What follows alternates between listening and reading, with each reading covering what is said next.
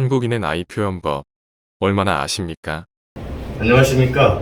프로фెసర్ 6월입니다. 이번 강좌는 나이에 대해서 여러 가지 내용을 가지고 말씀드리고자 합니다. 예를 들어서 지금 1994년 11월 16일 생이 있습니다.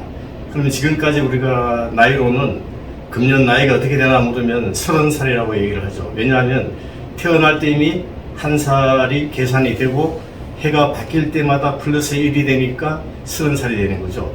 그렇지만 병력 이런 측면에서는 출생연도를 해당 연도에서 마이너스를 하죠. 그러면 29살이 되는 거죠. 2023 빼기 1994를 하니까.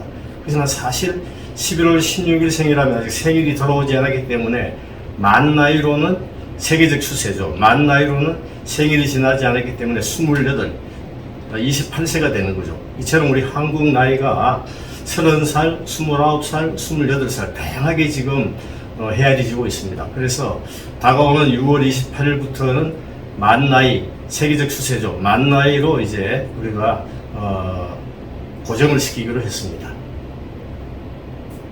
자, 그러면 그동안 우리가 흔히 말하는 나이에 대해서 여러 가지 이제 내용들을 한번 알아보겠는데, 역시 우리가 유교 문화권이다 보니까 뭐 논어라든가 또는 이제 심지어 일본 애들이 만든 화제 한자도 가지고 들어와서 우리가 사용하는 그런 추세입니다.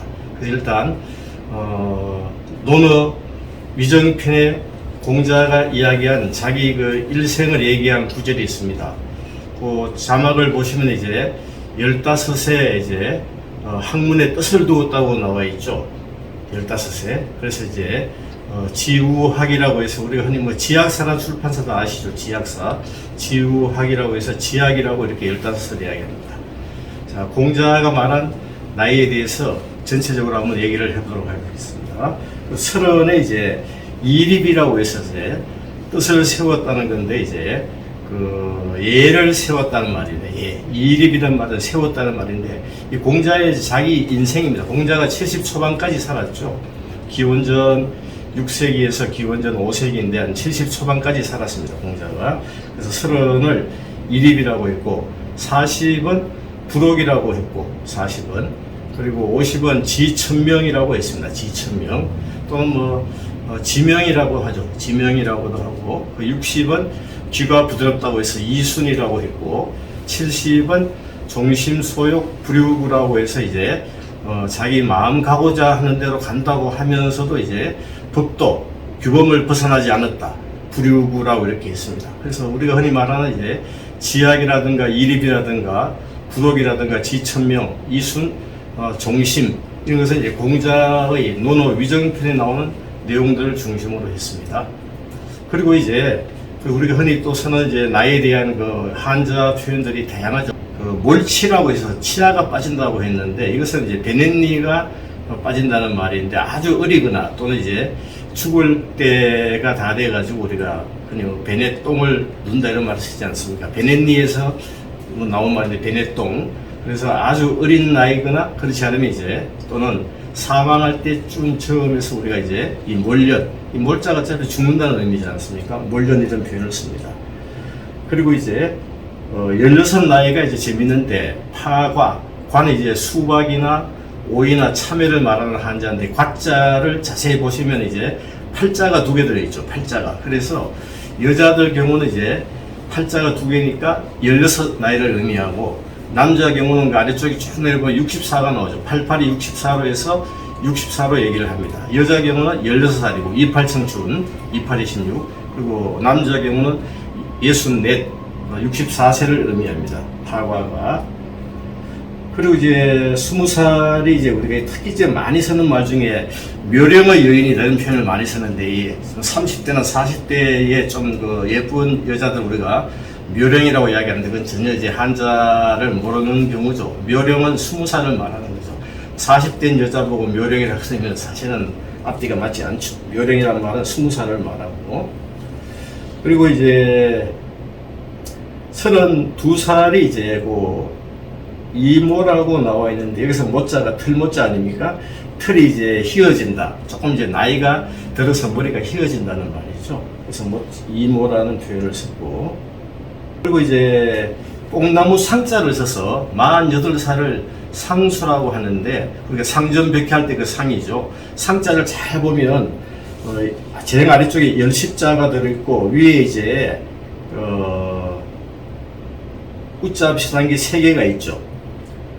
그 열십자 밑에 또 8팔자가 나무 목자니까 아래쪽에서 18이 계산되고 위에서 우자가 10을 의미하니까 30이 계산되니까 30 더하기 18은 48이 되죠. 그래서 48세를 뽕나무 상자를 써서 상수라고도 합니다. 50을 지천명은 논어에 나오는 표현이고, 지천명은, 그리고 이제 숙애자를 써서 애년이라고 하는데, 중국 이제 그 얘기를 보게 되면 애가 숙애자가 50을 의미합니다.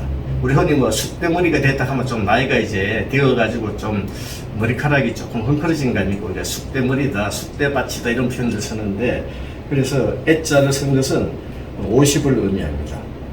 그 망자를 써서 바라본다는 말을 쓰죠. 그러니까 그 50이 되면 이제 50 하나가 되면 60을 바라보니까 망육이라고 하고, 그 아래쪽에 쭉 보면 이제 또 60일이 되면 7을 바라보니까 망7, 또 70일이 되면 80을 보니까 망8, 또 이제 80 하나가 되면 90을 바라보니까 망9, 이런 식 표현을 쓰는 겁니다. 바라볼 망자를 써가지고.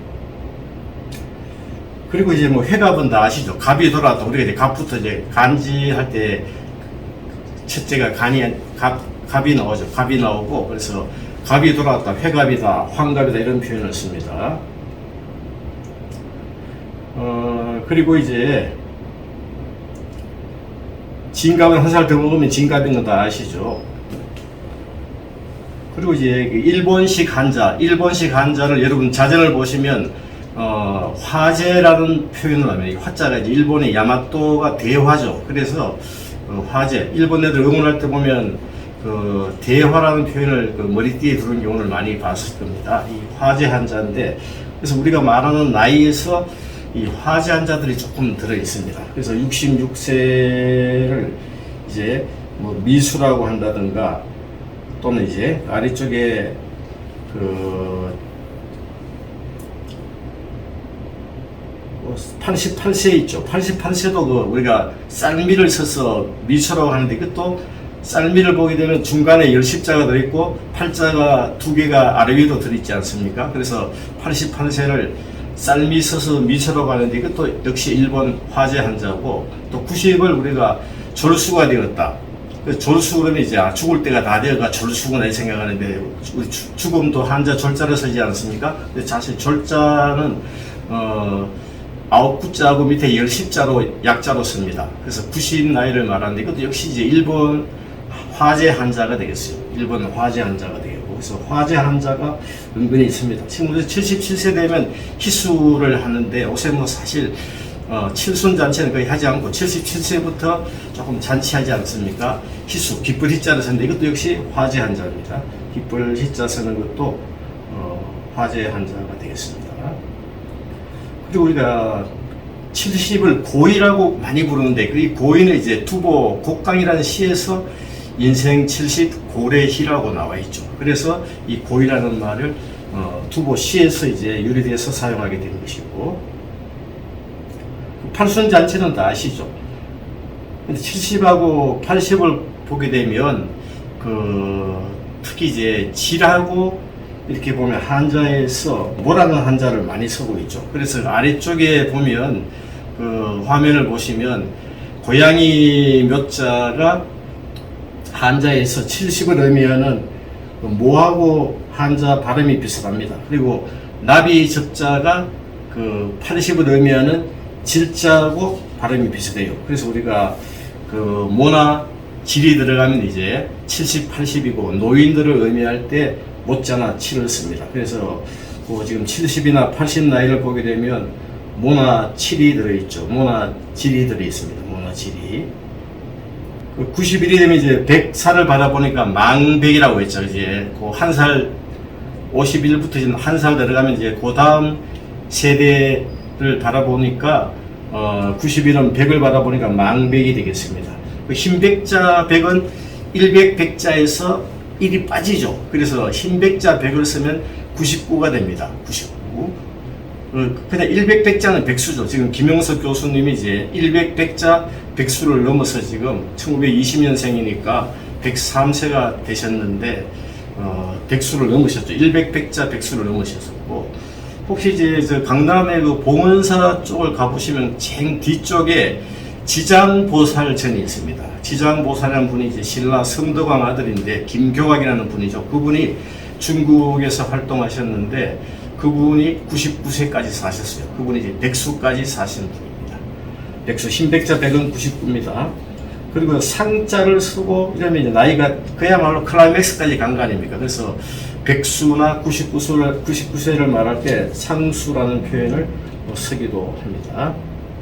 100살 이상은 당연히 이제 더 이상 올라갈 데가 없으니까 위상자 써서 상수가 되겠습니다. 그래서 나이를 보게 되면 거의 이제 한자 문화권이고 한자식 표현이 많습니다. 한자 표현이 많고, 그리고 중국 그 주나라 고사를 보게 되면 지팡이를 짚는 것 갖고도 나이를 표현했는데, 우리가 지금 뭐 젊은 사람들도 산에 갈 때 스틱 짚고 지팡이 짚고 올라가지만, 옛날 중국 주나라 그 봉건제도가 있었던 주나라에서는 아무나 지팡이를 짚지 못했고, 또 지팡이도 공간 따라서 지팡이 짚는 나이가 달랐어요. 그래서 50이 되면 집에서 지팡이를 짚는다고 했어요. 장가라고 이렇게 했고, 60이 되면 이제 자기 마을에서 짚고 다녀요. 고향 향자 써서 이제 장향이라고 불렀고, 고향. 그리고 이제 70이 되면 이제 나이가 조금 되었으니까, 공자도 70 초반까지 살지 않았습니까? 나라 안에서 진다. 이 나라는 우리가 말하는 그런 칸트리 개념보다도 지금 중국은 천자가 다스리는 천하가 있고, 천하 아래쪽에 나라 국자가 있죠. 나라는 왕이 다스리고, 그 천하는 그야말로 이제 천자가 다스리는 거죠. 그래서 나라라는 말은 조금 작은 요소로 말하는 소국이죠. 70대면 이제 나라에서 지팽이를 짚을 수 있다. 그리고 조정에서도 지팽이를 짚을 수 있다. 80대면 그야말로 이제 장조라고 해서 이제 천자 앞에서도 지팽이를 짚을 수 있다는 거죠. 장조라고 합니다. 그래서 이제 그 나이에 대해서 우리가 중국 논어라든가 일본 학자들이 만든 화제 한자가 중심이 되고 있습니다. 우리가 흔히 나이를 많이 따지고, 지금 우리나라 사람들은 지금 뭐 거의 100살 살기를 원하는 사람들이 많다고 했는데, 사실 나이는 숫자에 불과한 것이고 얼마나 자기 관리를 잘하느냐가 중요하죠. 나이는 어차피 강제적으로 먹는 거지만 자기가 잘 관리를 잘해야 되고, 그리고 자기 이제 나이에 맞게끔 여러 가지 이제 그 마음 수양도 필요하다고 생각합니다. 이상으로 나이에 대한 강의를 마치겠습니다. 감사합니다.